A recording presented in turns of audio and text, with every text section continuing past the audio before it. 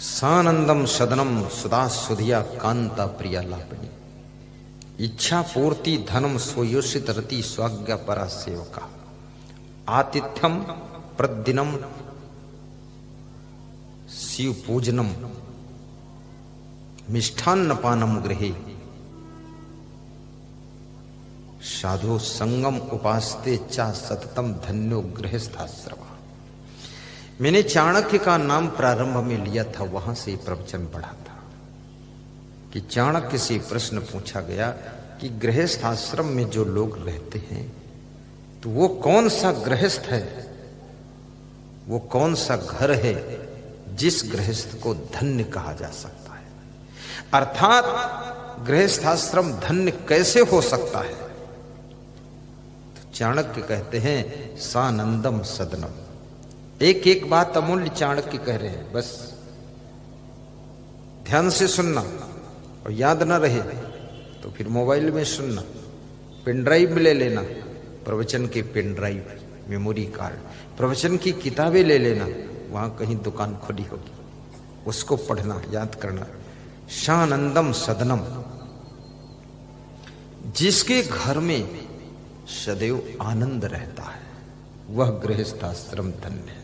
जिसके घर में कले कलेश रहता, लड़ाई झगड़ा रहती, उलझन रहती है, तनाव रहता है, वो गृहस्थाश्रम धन्य नहीं।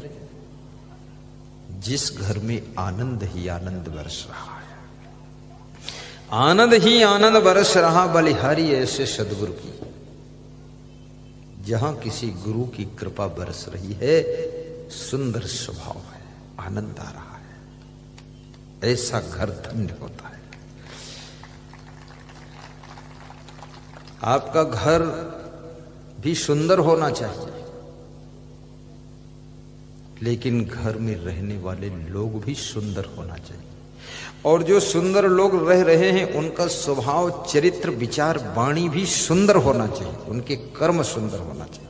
केवल घर सुंदर होने से शांति नहीं मिलेगी, घर वाले भी सुंदर होना चाहिए, और घर वालों के केवल सुंदर होने से शांति नहीं मिलेगी, कृपया उनका स्वभाव भी सुंदर हो, चरित्र भी सुंदर हो, तब आपके घर में शांति और आनंद आता रहेगा। सानंदम सदनम सुतास्त सुधिया। और जिस गृहस्थ के लड़के बुद्धिमान हैं,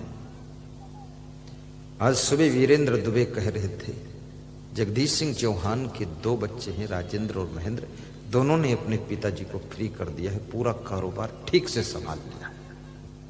लड़के बुद्धिमान हो, सब कारोबार संभाल ले। जिस गुरु के शिष्य बुद्धिमान हैं, वो गुरु को आनंद ही आनंद रहता है, और जिस गुरु को मूर्ख शिष्य मिले हैं, सब उल्टा पुल्टा काम करते हैं, वो गुरु भी असमंजस में रहेगा। और जिस माँ बाप को मूर्ख बेटा बहू मिले, जहां बाल्टी रखना चाहिए वहां रजाई रखते हैं, और जहां घड़ी रखना चाहिए वहां लोटा रख देते हैं। उलुल जुलुल सामान है। कितने घरों में मैं देखता हूं, घर अच्छा है और बेड अच्छा है, और बेड पर गद्दा अच्छा है, और गद्दे के ऊपर चादर अच्छी, तकिया अच्छी, लेकिन सब उलझा पड़ा है। लगत ही मैं जानवर सब उलझिन है, रौंदिन है। कोई ठीक ठाक नहीं है, सब उलझ पुलझ के, रौंद फौंद के, और सब गंदई गंजेड़ बना देंगे, कोई सुधारने वाला नहीं। चादर भी टेढ़ी बिछी है। सेटिंग करे। बुद्धिमान बहू होगी, बुद्धिमान स्त्री होगी तो आपके घर के सामान की सेटिंग रहेगी। और बुद्धिमान भी है, लेकिन यदि आलसी है तो भी सेटिंग नहीं रहेगी। पुरुषार्थी भी होना चाहिए। कितने लोग बुद्धिमान बहुत है, पर आलसी इतना है, कुछ करना ही नहीं चाहता है, बस बैठा रहता माटी का धोधा।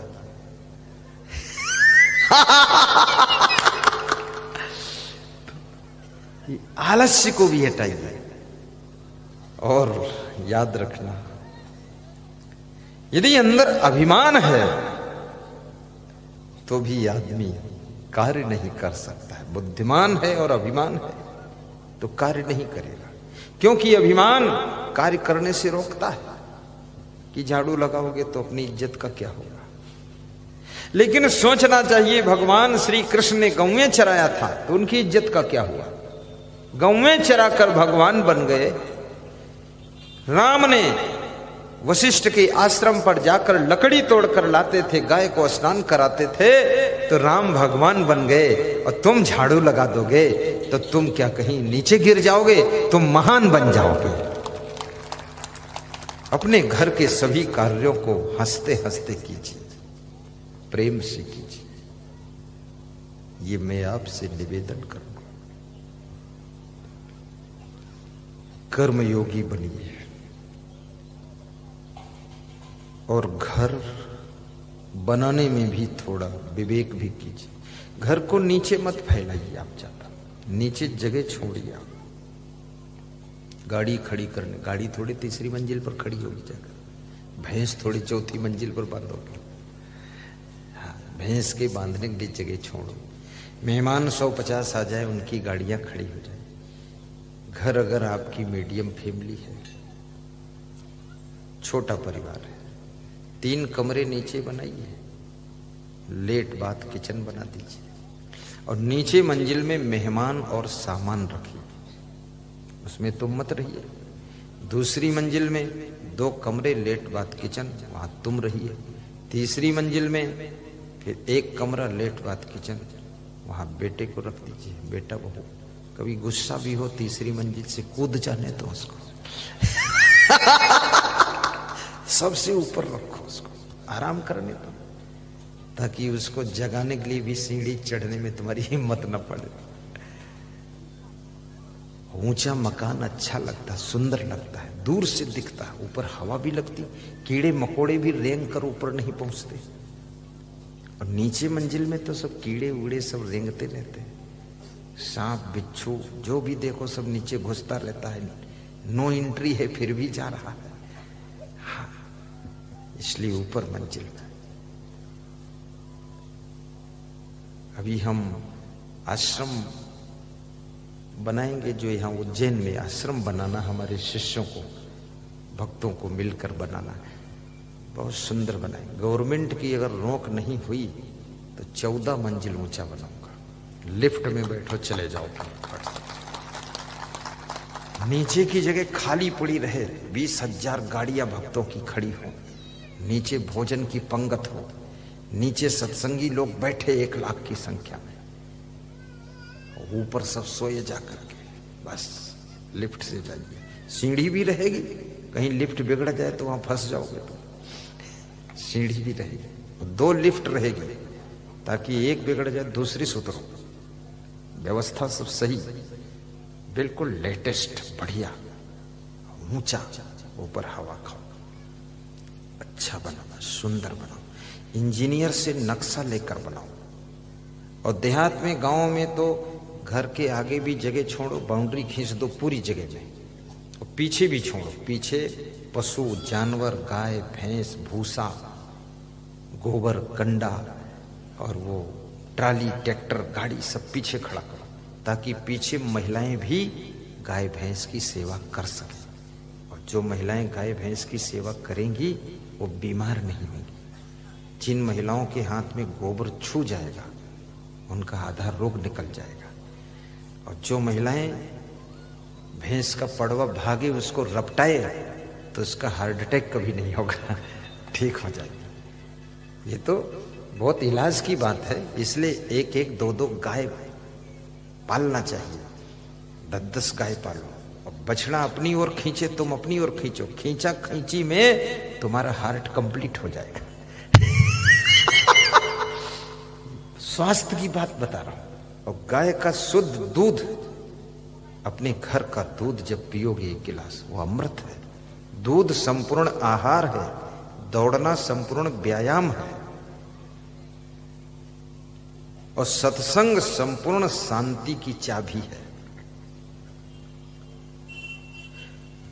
आपका घर है सुता सुधिया कांता प्रिय लापनी, जिस घर की स्त्रियां प्रिय स्वभाव की है, बहुत प्रेम रखती है सभी से, उस घर को धन्य कहा जाता है। जिस घर में इच्छा पूर्ति धनम, आवश्यकताओं को पूर्ण करने भर का धन भी है, कंगाली नहीं है, जिसको जो आवश्यकता है वो मिलता है, वह घर भी धन्य है।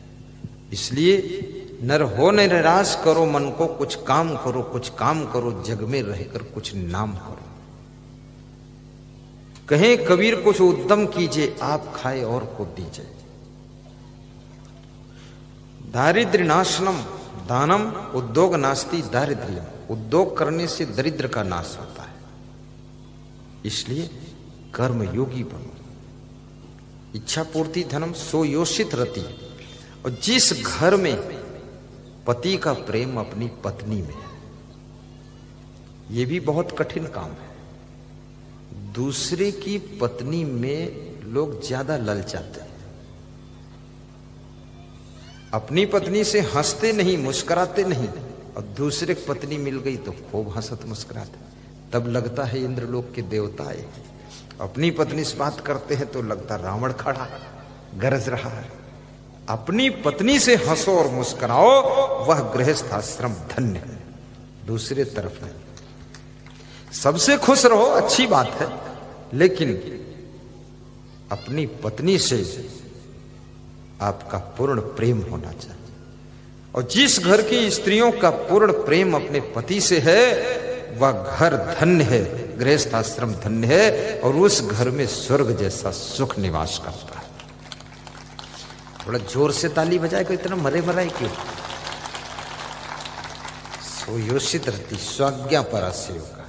और घर के काम करने वाले कार्यकर्ता सब आज्ञाकारी है, जो आज्ञा। तो ऐसे जिसके घर के कार्यकर्ता आज्ञाकारी है, इशारे से काम करते हैं, उस घर को धन्य कहा जाता है, और वहां पर सुख निवास करता है, सुख रहेगा। आतिथ्यम प्रतिदिनम शिव पूजनम मिष्ठान्न पानम गृहे, और जिसके घर में अतिथि का सत्कार होता है, जिस घर की स्त्रियां अतिथि के आने पर खुश होती हैं मेहमान को देख करके कि चलो चाय बना देती हो, वो घर धन्य है और वहां स्वर्ग है। जिस घर की स्त्रियां मेहमान को देख करके उनको क्रोध आता है कि ये भूत आया है, हमें चाय बनाना पड़ेगा, वो घर नरक है, वहां शांति नहीं रहेगी।